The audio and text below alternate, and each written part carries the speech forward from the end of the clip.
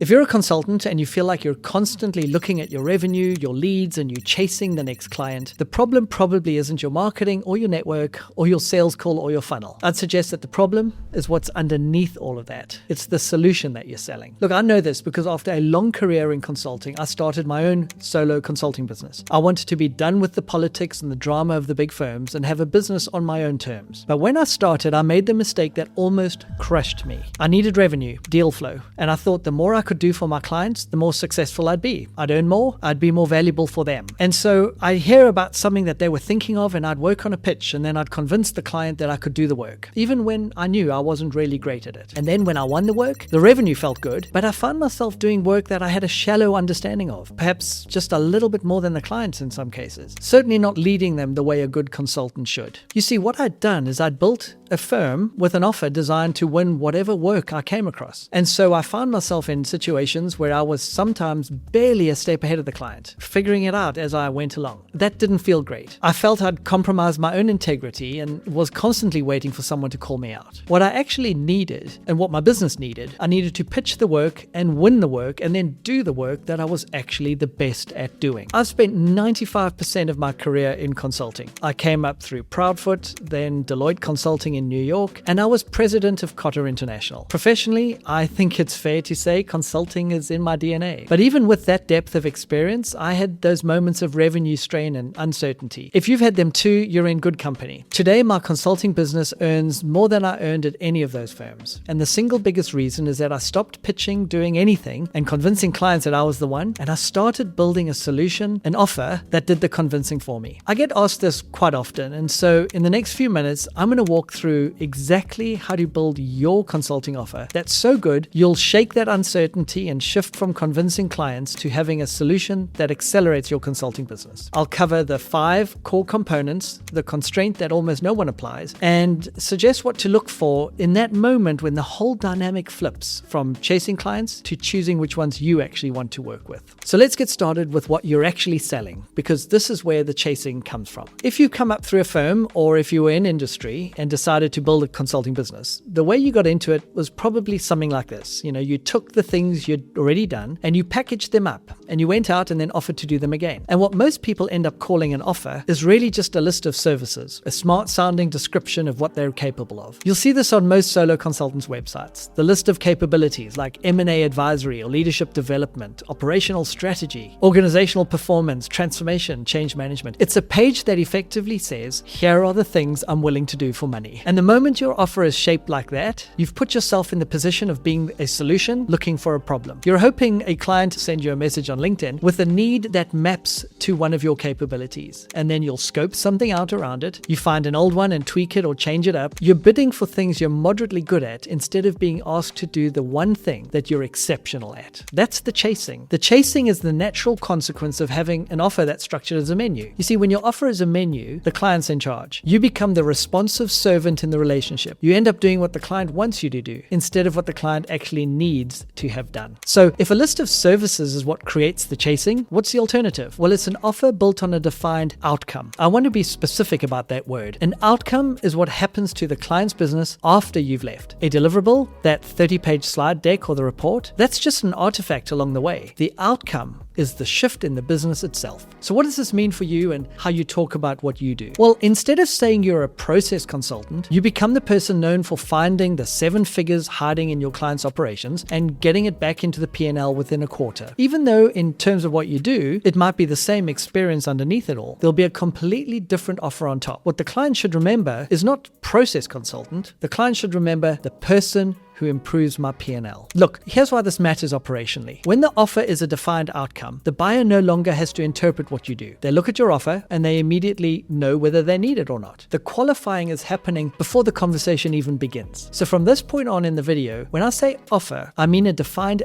outcome with a real mechanism built behind it. Let's dive in and walk through the 5 components that will build an offer like that. I'll tell you up front though that the order matters more than most people think. Most offer design advice tells you to start with the buyer. Pick your ideal client and then everything around them. But I think that's the wrong starting point. The buyer follows from what you're sharp at. especially as a solo consultant or an advisor. So that's where we'll start. The first component is about getting brutally clear on where you are uniquely good. That thing that you are genuinely sharp at. That thing where your knowledge is so deep that you don't have to spend time researching before you go into a client conversation. And the way I think about it is this. In your career so far, you've built up a body of knowledge. That body of knowledge is from dozens of projects where you've likely solved variations of the same issue over and over. Some of those projects you were genuinely the best person in the room. On others, you were probably dabbling a little bit or picking it up as you went. The job here is to separate between those two piles and then commit to the first one where you're sharp. You see, when you're talking about what you're good at, the market rewards clarity. You need it to be precise, specific, and clear. But the thing is, most consultants are terrified to be that specific because it feels like they're shrinking the market. And we'll come back to that in a minute. But it's the single biggest hedge in this whole conversation. For now, though, just sit with the question, what is the one thing you're sharp at? That thing where you don't have to research before you walk into a client meeting, because that's the thing your offer needs to be built around. Let's now move on to the next piece. The second component is the outcome that you actually deliver. And here you have to be willing to talk about what changes for the client in terms that they would describe to their boss, not in words that you would use, in language they would use. In my own work with leadership teams, I worked with a team in the insurance industry. When we started, they locked onto a target of hitting $5 billion within a couple of years. As we worked together, they ended up delivering just over $11 billion. Now, of course, a lot of their execution and operational decisions made that happen. But the team that walked in, setting a $5 billion goal, walked out, hitting more than double. That's an outcome they can name and put on a piece of paper. Generic outcomes sound like this. I help organizations improve performance. Specific outcome, in my case, sounds like I help leadership teams get clear on their ambition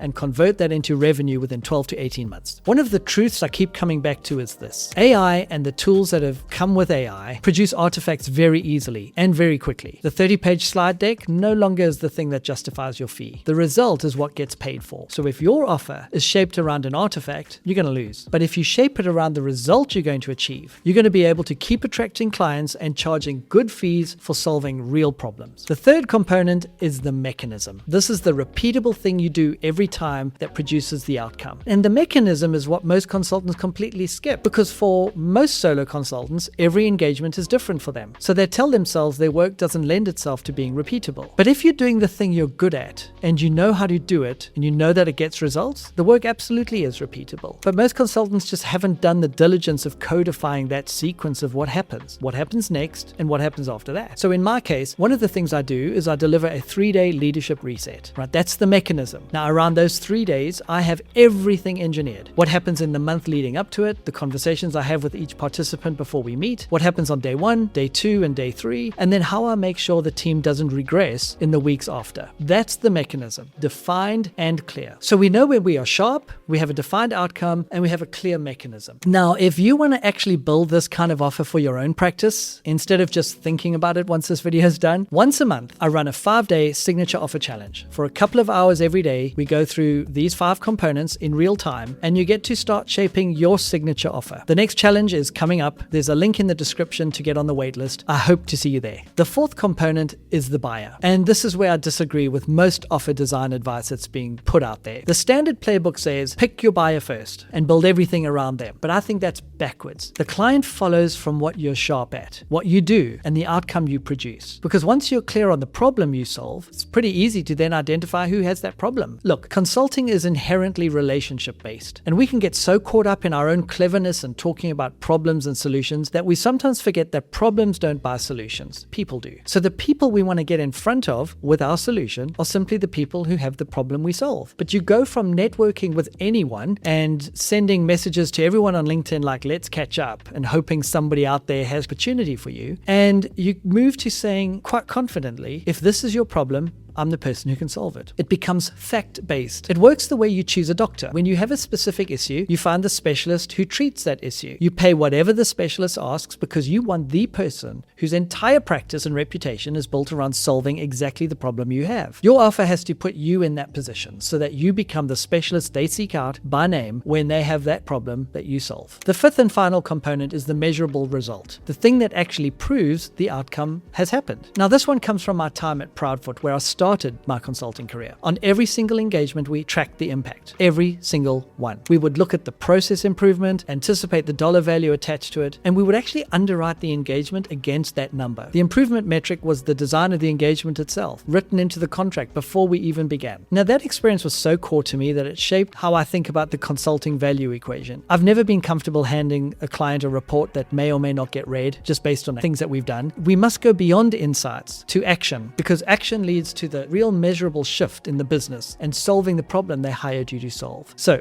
look, when you build your offer, the question to ask and answer is this: what does success look like in numbers? It can be a revenue number, a process metric, an improvement metric. But the only thing that matters here is that it is specific, the kind of result your buyer would talk about in their next management meeting. If they can't talk about the result and demonstrate it, you're on shaky ground. Now, I want to be honest with you about why most people, even after they understand these 5 components, still don't build an offer like this. The constraint is almost always the fear of being so specific with your offer that you won't have enough business. Consultants are terrified to be genuinely narrow in picking one thing they're sharp at, and then refusing to be hired for anything other than that. In practice, it feels like the moment you commit, you've shrunk your market. Like you've just walked away from all the other work you could have done, and that all the conversations are going to dry up. And so most consultants hedge. They keep the broad capabilities up on their website and tell themselves that they'll get specific later when they have enough work. And the hedge, well, that's the thing that keeps the chasing alive. I know this because I've lived through the version of myself that hedged. 2 engagements specifically. The first one, a client asked me if I'd be able to take on some new work, adjacent to the work I was already doing, but not my core strength. Well, I said yes. Why? Well, I wanted the revenue. It was kind of close to what I did, and I didn't want to say no. I didn't want to disappoint the client. But I knew that I actually had a shallow understanding of the subject. Look, I did the work. The client probably never noticed, but I did. I know that a real expert would have been better. In the second case, a different client wanted me to use a tool that I'd never used. Sure, I thought I could learn it, watch a couple of videos and podcasts, but here's the thing. When a client is paying good fees, they're paying for deep insight, and deep insight does not come from a couple of videos or podcasts, or even a few conversations with your favorite AI tool. I love Claude, but even Claude can't give me the deep insights that I need to own from my own experience. In both of those cases, I was doing work I should not have been doing, and I knew it. The only reason I did it was that I'd hedged on being specific. I kept the lane wide, but it turned out to be the source of the problem. When I realized this, I vowed never to do it again. I told myself I'd only take the work I'm exceptional at and let the rest go. From that point on, I doubled down on being the very best at solving the problem I solve. For instance, my leadership resets went from charging around $30,000 for an engagement to charging more than double for what is essentially some pre-work and 3 days of work with the client. And I'm busier than I've ever been because my referrals are moving. You see, the fee moved because the offer narrowed. The work got better and the client results were a lot stronger and easier to point at. When all 5 components are in place and you've held the line on being specific about what you do, the relationship between you and the market flips. What this looks like operationally in my own practice is this. The inbound work has become so much easier because the work is referral driven and referrals are mapped to the problem I solve. People say, Russell did this for me, he can do it for you. So the problem solution fit is already established before the client even begins. And that anxiety about deal flow and pipeline, it's significantly diminished. On the calls themselves, I'm still asking a lot of questions. Maybe 70% of a first call with a prospect is still fact finding. But here's what's different. I know what I do, and I don't want there to be any drift away from that. So my questions are all about trying to confirm whether the work they need is the work I do, not whether I can